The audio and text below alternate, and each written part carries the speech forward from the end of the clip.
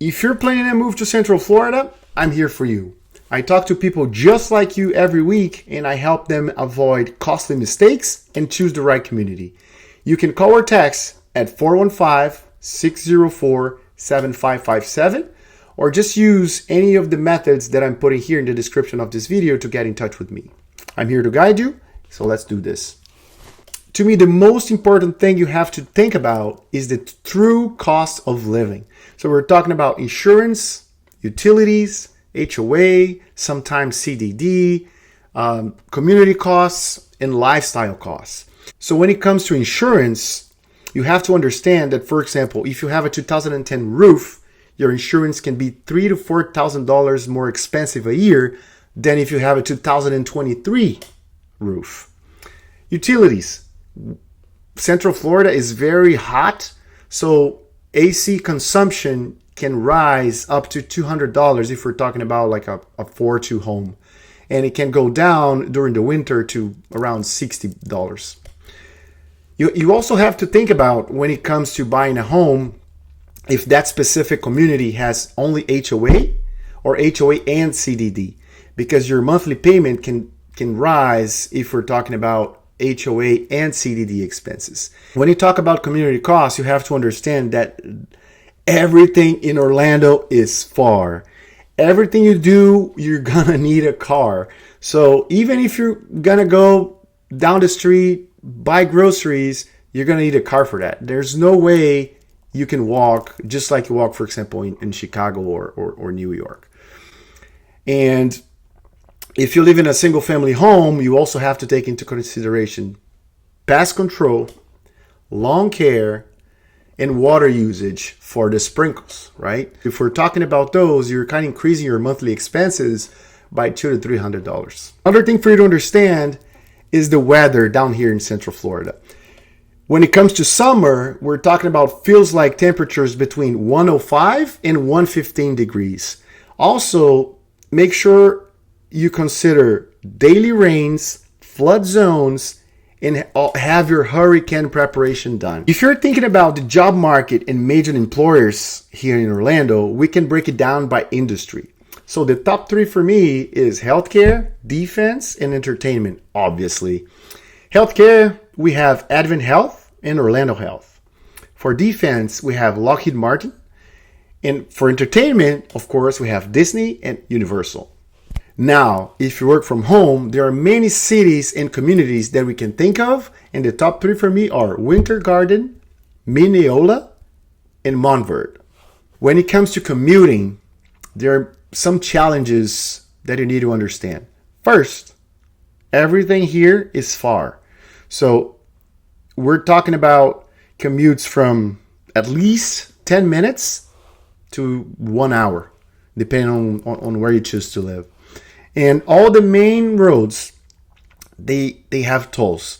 So if you're going on 429, 417, Turnpike, 528, you're going to get charges by just passing by. And I'll give you some examples. So if you live in Claremont and want to go all the way to Lake Nona, we're talking about 50 to 65 minutes, depending on traffic. If you live in Winter Garden and want to go to downtown Orlando, we're talking about 25 to 30 minutes. And if you live in Mineola and want to go to Disney, we're talking about 25 to 30 minute commute. The I-4 is the main road that takes you to Disney and Universal, and it's always congested. So if I were you, I would avoid living close to those areas. Great school options is one of the main reasons people move down here to Central Florida. And with new construction, schools are always being introduced to new neighborhoods, to new areas, to new cities.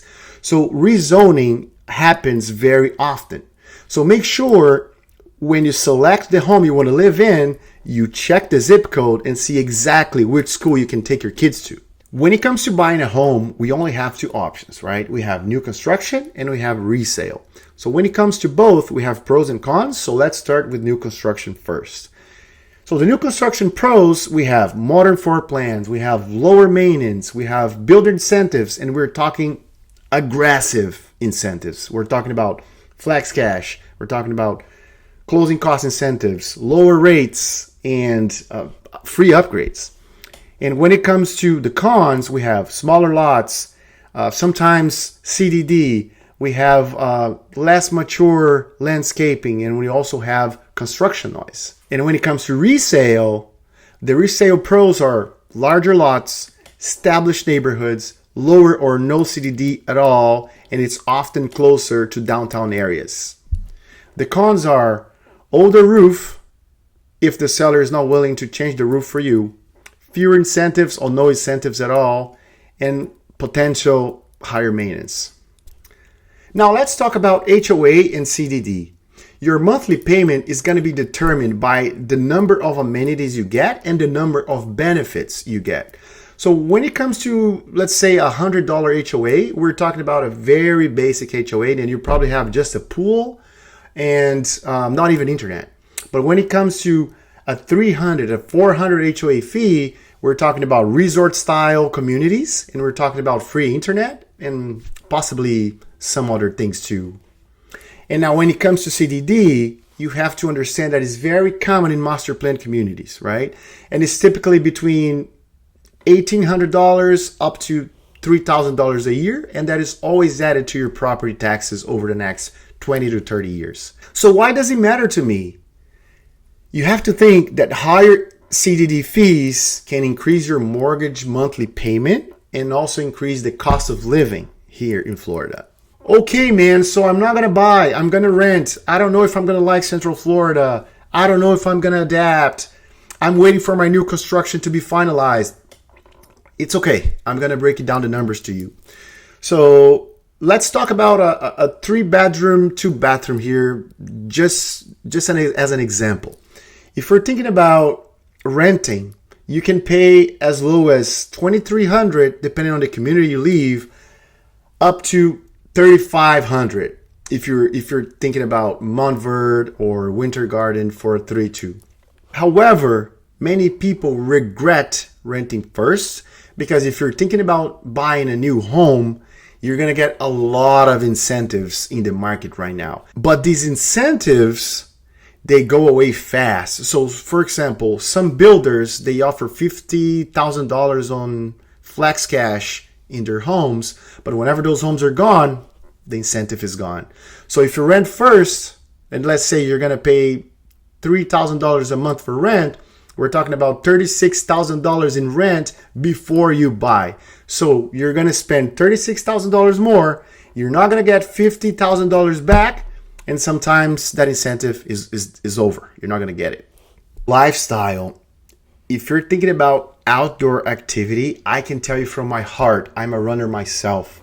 Lake County is the place for you to be. So we're talking about Claremont, Mineola, Tavares, it doesn't matter. Just be in Lake County.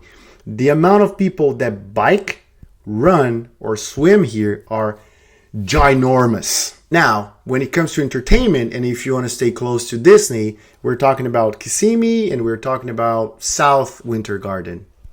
And if you're a foodie, there's no better place than Winter Park. Winter Park's Park Avenue, it's a must go. But it can also get great food in Winter Garden downtown and Lake Nona downtown center. Now, one thing that I really want to highlight here, if you're moving from New York, Chicago, New Jersey, Boston, whatever that may be, Orlando is very suburban. So there's nothing here that you can just walk and get it.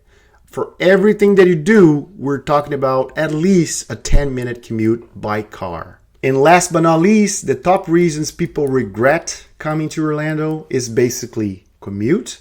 Sometimes they have an expectation that they're going to go everywhere only driving 20 minutes, and that's not true at all. If you pick your wrong community, so for example, if you really like outdoors, but you decide to live in Kissimmee, for example, close to Disney, you're not going to get everything out of what Lake County can provide you and just be frustrated. And if you make a wrong decision, that can cost you a lot of money. Also, if you do not do your own homework regarding schools, There are a lot of great schools, but there are also bad schools in the area. So if you don't do your research, you can end up in a zoning that is, you're going to be forced to take your kids to a bad school, or you're going to have to pay for a private school. And I'll tell you that at least half of the calls that I get are from people that already moved here and want to help getting into a community that actually fits their lifestyle.